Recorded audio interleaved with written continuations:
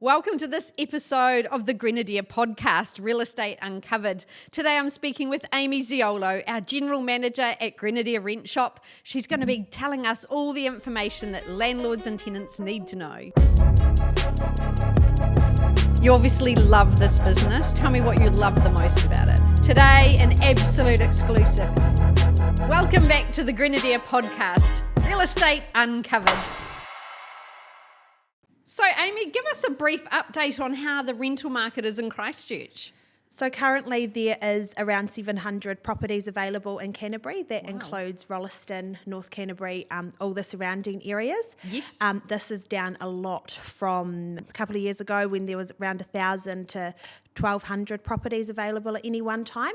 Right. Average rent across New Zealand is sitting at $640 a week and Canterbury is $570 a week. Yes. So we're doing very, very well. Rents are up about 10% on last year. Wonderful. So would 700 be quite tight, do you think, in the rental market? It is tight, yep. So about a third of the listings are 1 and 2 bedroom apartments in and around the city centre. Yes. So that puts a big challenge on the rental market because, of course, that's not suitable for everyone. When it comes to maximising rental income, how do landlords achieve that? So some of the challenges landlords are facing is a lot of the development work that's happening in and around Christchurch. Right. So that's your 2-bedroom developments, your family homes out in the outer suburbs, areas like Hullswell, Belfast as well. So that can provide a little bit of a challenge because they're new areas where tenants haven't lived before. Sometimes tenants are put off by building sites. If properties aren't ready until the last minute, you don't get the lead in for advertising. So there's some of the challenges is the oversupply and properties just not being in areas that are established. How do you determine that optimal rental price so that we're obviously mitigating the amount of vacancy, but landlords are achieving that the very best rent they can? Yeah, so we always suggest a 4 to 6 week lead-in for advertising. That can mean maybe advertising when the property's not 100% finished or access pre-settlement if possible.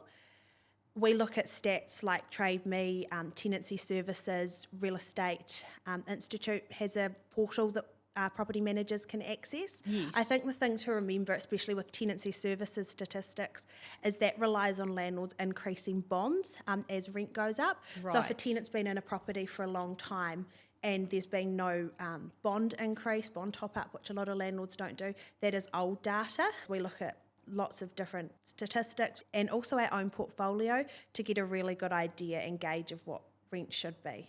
Wonderful. And if a landlord said to you, look, Amy, I want 700 and you think it's worth 650, how do you navigate that conversation? So we regularly do try for premium rent. Yes.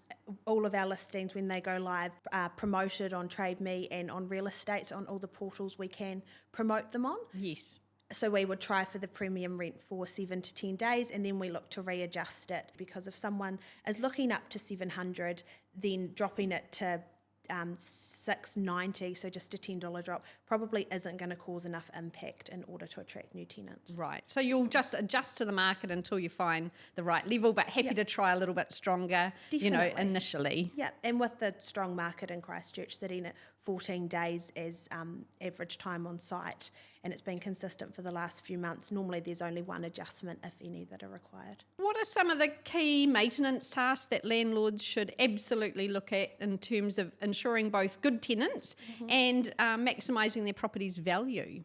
Yeah, so one of the most important is healthy homes. Yes. So lots of landlords get tripped up on a new build should be compliant for healthy homes, but it isn't always the case. Lots of times they fail on their heat pumps being too small, on draft stopping, and even windows in a lot of developments are too small. Wow. A window's got to take up 5% of the floor area, so that's always a big challenge when a landlord's bought a new build thinking it will comply. So non-compliance with any aspect of healthy homes is an up to $7,200 fine. So that's one of the most important things for landlords to do. But I always would suggest to a landlord having a buffer account to do things like painting, recarpet as required. So Tenancy Services has got a great resource which gives you the expected lifespan of chattels and parts of the property. It's very interesting that carpet only has a 10-year lifespan in a tenanted property and paintwork's 4 to 5 years depending on quality. Yeah. Yeah. Something else landlords can do is look to include lawns and gardens with rent, especially if they're renting out their family home. So any garden maintenance above knee height is always landlord responsibility anyway, which a lot of landlords don't know. It's good to know. I didn't know that. Yeah. And things like roses, rose pruning, shrub trimming would always land on a landlord as well. So if they've got a house or a home with really specific gardens, including that as part of the rent, even asking an extra $10 is advisable. You mentioned before some of the tools, but what are some tools or platforms that landlords in Christchurch can use, perhaps to improve efficiency or tenant satisfaction? Yeah, so as property managers, we have access to a whole lot of technology. So we've got a technology called Tapi, which manages our maintenance. We have a wee QR code that go under the tenant's sink to ensure if there's any maintenance, they scan the QR code, send it through to us, and it often will step them through the process for troubleshooting themselves.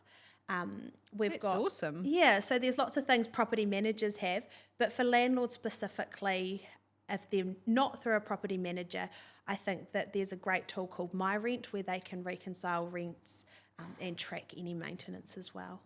Is there any common mistakes that you see landlords making? Private landlords? Yes. Yeah, so the two main mistakes is not doing inspections. So inspections are required by insurance companies to be carried out every 3 months and proper documentation done. Yes. So it's important landlords check their insurance policy to make sure they are doing that, Yes. should they need to claim. Another one is lots of private landlords don't increase the rent because maybe they feel sorry for the tenant and they can end up hundreds of dollars behind, especially in Christchurch at the moment where rents are going up 10% each year. It only takes a couple of years to fall $100 a week behind. Other mistakes is not knowing the law. So Tenancy Services has a big push out at the moment for tenants to learn their rights, which is awesome, but there really also needs to be better education for landlords too, so that the tenants aren't taking them to Tenancy Tribunal for things that they're inadvertently doing. What do you think the biggest benefit of a landlord coming to you at Grenadier Rent Shop in terms of if they had been managing it privately, what do you offer them that they wouldn't be getting themselves? So we can put a barrier between the tenant and landlord relationship. So if they've felt awkward conducting inspections or increasing the rent, or even saying no to maintenance, then we are able to do that. So Amy, in terms of tenants looking for rental properties at the moment, what sort of people are they? So the tenant demographic has changed a lot. So I mentioned earlier about townhouses. So previously where maybe 4 to 8 townhouses have gone up, there's been an older home with a couple on a lower income, a couple of pets and big families. Those people are the ones that are struggling to find homes. So any family homes that are well priced, under about the $700 a week mark that allow pets, are really popular. We're also seeing a shift where groups are renting, so like your 4-bedroom homes in Hallswell, Wigram, out in Northwood are often being snapped up by groups, maybe people that are wanting to live together to save a bit of money before travelling overseas or buying their home. So that's been a little bit of a shift where landlords think they might get a family and they end up with a group. And of course we can't discriminate, and groups can be wonderful tenants as well. The only thing to be aware of is they can be a little bit more transient, so you end up with changes of tenants. You might have a group in there for 5 years with one stable tenant and then the rest are changing over. Right. Something else we've seen lately is tenants are wanting long-term tenancies. So we've had some high-end homes out in Selwyn area for $1,200 plus per week, which is a really high rent, and previously that has been really hard to tenant. Right. But the tenants we're finding for that aren't the 6-month tenants. They're actually people wanting a secure home for 3+ years. So that's been a really interesting shift in the market. That's really interesting. In terms of signing people up, what are the legalities around length of tenancy? How does that work? Once a fixed term tenancy expires, you no longer have to sign another fixed term. Currently, and this may of course change with the new government, currently it will automatically roll to periodic unless both parties agree otherwise. Which has its benefits as well. There are some great changes with periodic tenancies where if tenants are consistently late on rent or displaying antisocial behaviour, where you can use the periodic tenancy 3-strike rule to move them on. Yes. If you are looking to sign for a 3-year tenancy, one thing that's really important is to put in a rent review clause. If that's not in there, then you can't review the rent every year. Yeah. So previously you could review the rent every 6 months. Now it's every 12 months with a 60-day notice. Yes, so that would be important to remember because rates and insurance are going up, and so And of course that's a benefit of having a property manager. You're not going onto the Tenancy Services website and finding the template for a tenancy agreement. You've actually got somebody who has got access to a range of clauses and can pick the one suitable to the property and the situation. Yeah, perfect.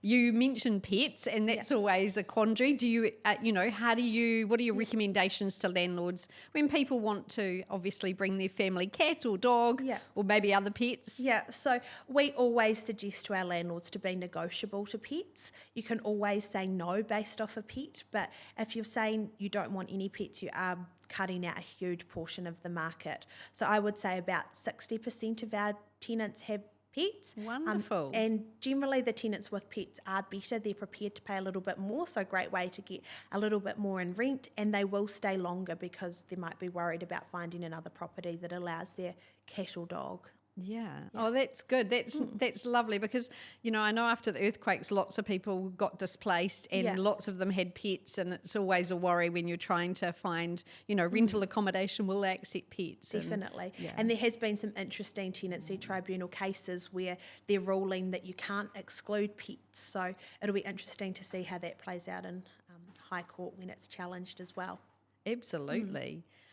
Tell me a little bit about your team at Grenadier Rent Shop. You have an amazing office on Morehouse Ave. Yes. Tell me a bit about the team and what they do. Yep, so we've been running for 5 years, so just about to hit the 5-year mark, which is really exciting. Fantastic. We've got a team of 6 property managers, 1 letting agent, so our letting agent's responsible for showing the properties and matching the tenants with the property. So a huge benefit of that is that's their sole purpose in the day, so they will be showing properties. They won't be bogged down maybe with a leaking toilet and not get to the viewing or get to processing the application. So that's one of our huge points of differences. Then we also have 2 dedicated business development managers who are there to support new investors in their investment journey.